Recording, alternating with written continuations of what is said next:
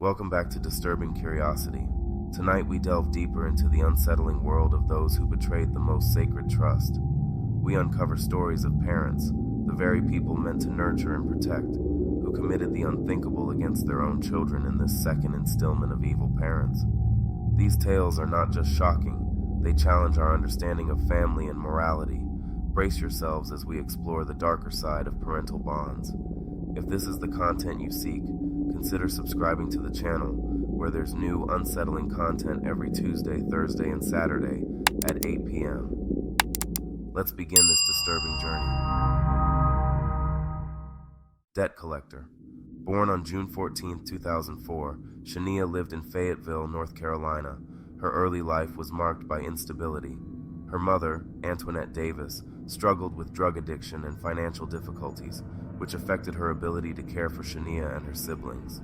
Shania actually went to live with her biological father for a short period of time, but once her mother secured a job and appeared to have some stability, she went back to live with her mother and her aunt, Brenda Davis.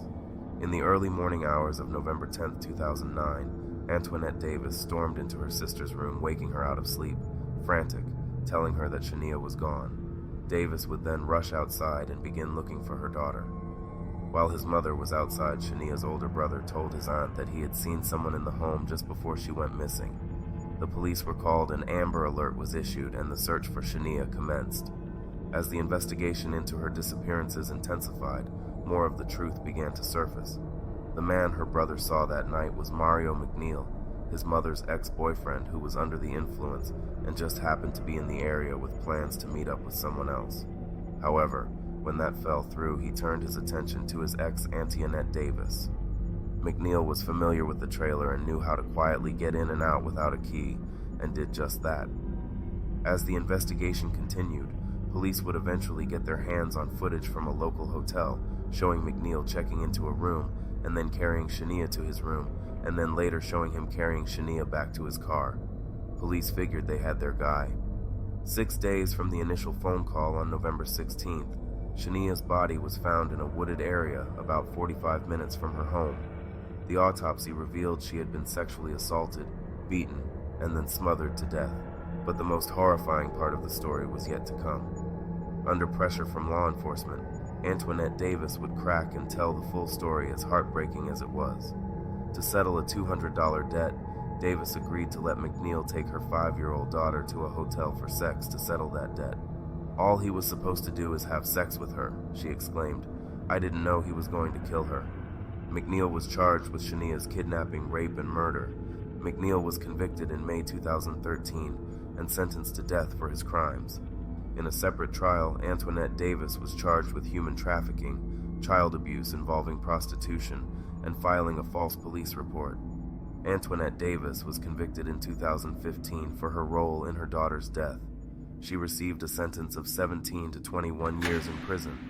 Shania's death was a tragic reminder of the horrors of child abuse and the dark world of human trafficking. It sparked discussions and calls for reform in child protective services and raised awareness about the vulnerability of children in impoverished and drug-affected households. Shania's story continues to be a poignant example of the need for better protection and advocacy for children.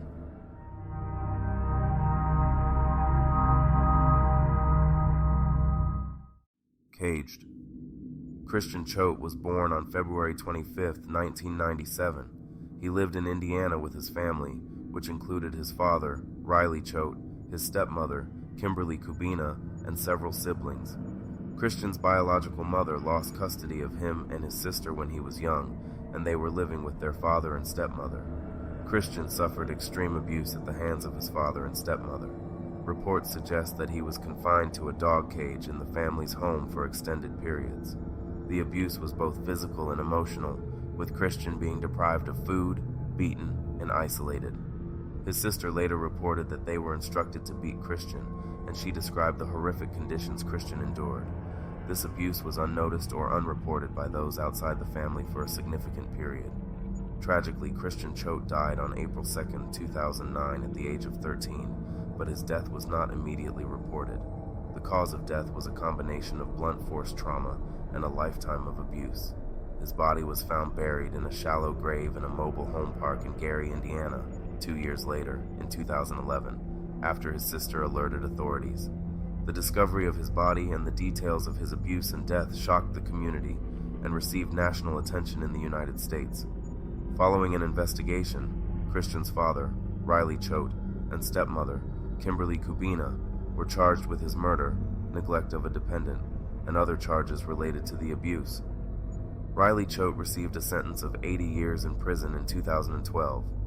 Kimberly Kubina pleaded guilty to neglect of a dependent and aiding in the abuse, leading to a 35-year prison sentence. Christian Choate's life and tragic death serve as a stark reminder of the devastating impact of child abuse and the critical need for effective child welfare services and community awareness to prevent such tragedies.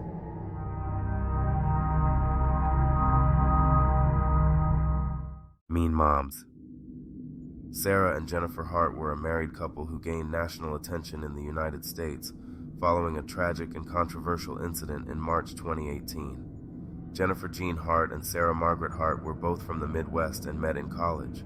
They moved to Minnesota and later to Oregon and Washington. They were known to their friends as a loving couple dedicated to their children and various social causes, particularly those involving race and LGBTQ+ issues. The Harts adopted 6 children: Marcus, Hannah, Devontae, Jeremiah, Sierra, and Abigail, all of whom were from troubled backgrounds.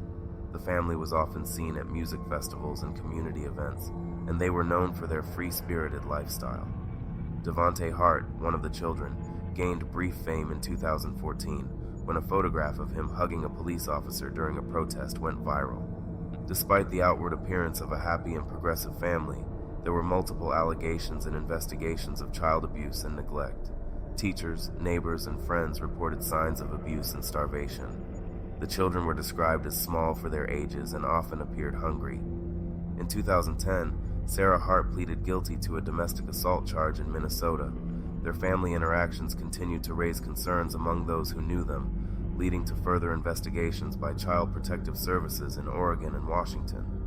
On March 26, 2018, the family's SUV was found at the bottom of a cliff off the Pacific Coast Highway in California. The bodies of Jennifer and Sarah Hart and 4 of their children were found in or around the vehicle. The 2 other children were missing initially, but were later confirmed dead when their bodies were found. The investigation revealed that Jennifer Hart, who was driving, had a significant amount of alcohol in her system. None of the passengers were wearing seatbelts. The SUV had accelerated to 90 miles per hour before plunging off the cliff, indicating that the crash was more than likely intentional. Authorities concluded that Jennifer and Sarah Hart had planned the murder-suicide. The motive, while not entirely clear, was speculated to be related to the ongoing child abuse investigations and their fear of having their children removed from their custody. The incident raised questions about the effectiveness of child protective services and the challenges of monitoring homeschooling families, as the Harts homeschooled their children. It also sparked discussions about the portrayal of families on social media versus reality, as the Harts had maintained an image of an idyllic family life online.